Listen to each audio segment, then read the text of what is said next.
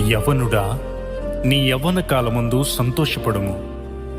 నీ యవ్వన కాలమందు నీ హృదయమును సంతుష్టిగా ఉండనిమ్ము. నీ కోరిక చొప్పునను నీ దృష్టి యొక్క ఇష్టము చొప్పునను ప్రవర్తించుము. అయితే వీటన్నిటిని బట్టి దేవుడు నిన్ను తీర్పులోనికి తెచ్చునని జ్ఞాపకముంచుకునుము. యాకోబు తన తండ్రి అయిన ఇస్సాకును మోసగించి తన అన్న యాసావు యొక్క దీవెనను పొందుకున్నాడు. తర్వాత తన మామయ్య అయిన లాబాను చేత మోసగించబడ్డాడు. కయ్యేను తన తమ్ముడైన హేబేలును అసూయతో మోసపూరితంగా అతన్ని చంపాడు. దీనివల్ల దేవుని ఆగ్రహానికి గురై దిగులు పడుచు దేశిదెమ్మరే తిరిగాడు. యోధా ఇస్కరియోతు డబ్బు కోసం యేసుని మోసం చేసి ప్రధాన యాజకుల చేతికి అప్పగించాడు.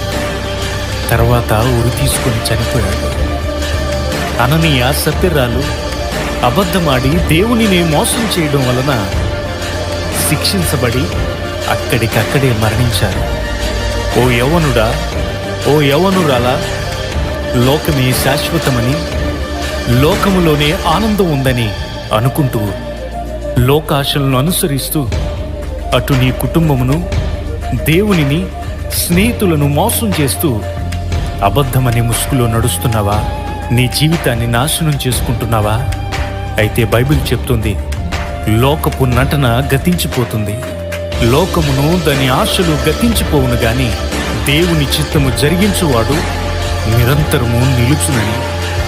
నీ యవ్వనమును బట్టి ఎవడును నిన్ను తృణీకరింపనీయకము. మాటలోను, ప్రవర్తనలోను, ప్రేమలోను, విశ్వాసములోను, పవిత్రతలోను విశ్వాసులకు మాదిరిగా ఉండుము.